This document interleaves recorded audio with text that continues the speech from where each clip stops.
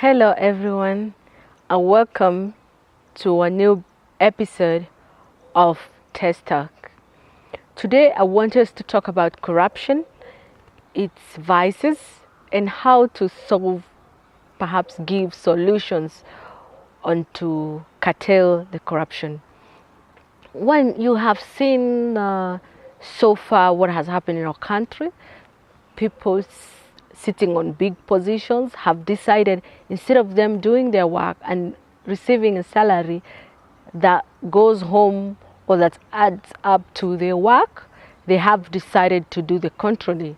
And that's why we are in this particular state in our country. Corruption is a disease.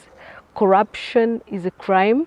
Corruption is more of a crime that should not be forgiven, and people should look at corrupt people as the worst economic sabotages. Because, for example, you have seen so far what has happened. The National Youth Services money has been taken over by a few of the people. They have decided to pocket the money meant for the youth and build houses, buy homes, go for foreign trips elsewhere. You know, it's very bad, especially for a country that is developing, upcoming country, which we are still developing. We should see the leaders that we choose. We should see that the people who are chosen to those big positions, or even if you're given a position or appointed by the president, you are supposed to be the one setting a good example. You're the one who's supposed to make our country move forward.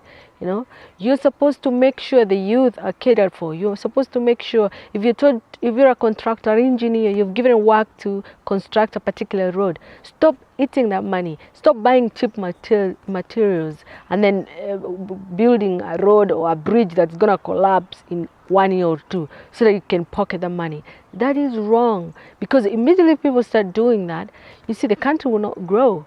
And then we'll see a younger generation, because right now for us who are young, we are being taught that being corrupt is the safest thing to do.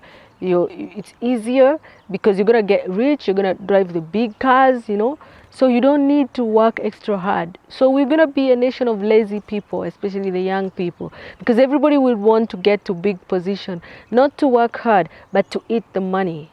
And it's a very bad culture.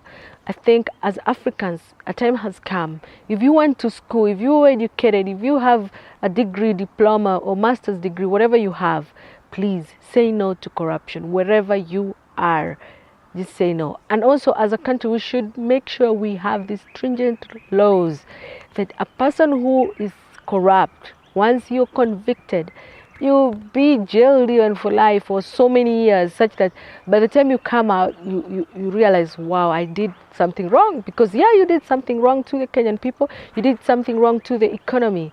You're dragging us down when you're trying to move forward. So I think corruption should be looked at as a very bad thing in our country, and it should not be entertained. Well, a solution about lifestyle audit, I think it's a good thing. But again, if a country is corrupt, if the big people are corrupt, who's going to do this lifestyle audit? Aren't they the same people we are just saying they're corrupt? Are they the same people who will audit you and tell you that you're good? Yet you know very well that you have earned your income of bought so many stuff through corruption feeds, but you will still be subject to that lifestyle audit, which those people will still say you're clean. So it's something that should be wiped out. Find somebody who's corrupt, make sure you go after him. Say no. It should be like fire burning in the belly. Everybody should be no. We should say no to, even to the president, everybody. And it's not a battle that is going to be fought by the president alone. No, corruption cannot be fought by the president, because the president will not be on the grassroots. The president may be able to take care of those big shots, but he will not be down there. Because we've also seen police officers getting corrupt. We've also seen where young people are told apply for jobs. When you go to apply for a job, you're told maybe your good conduct certificate, you have to wait for it for 3 weeks. Did you know that same good conduct, you can get it within a day? How? By corrupting people. Again, tax tax compliance, when you go get, you can still corrupt people and you still get your certificates. Well and good.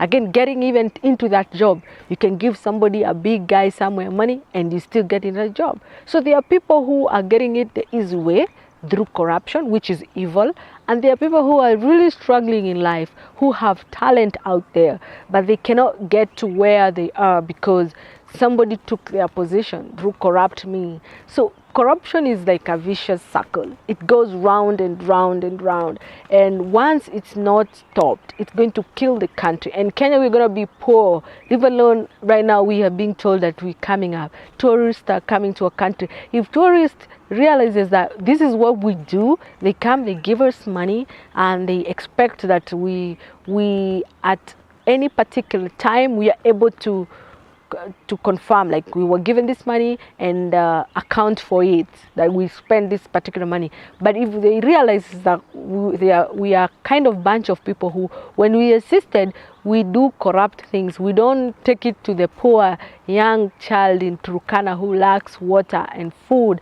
We put it in our pocket to go take girlfriends for men to Dubai and to posh places, and for the ladies looking for this young man, Ben 10s, sponsoring them. It's gonna be very bad. So I think it's a moral responsibility. It's something that should come from each and every person and see it in a bigger picture, not just today. Just see it, what it's gonna do to people out there and what it's gonna do to our nation. And once we start looking at it that way, then we realize how big and bad corruption can get. Thank you.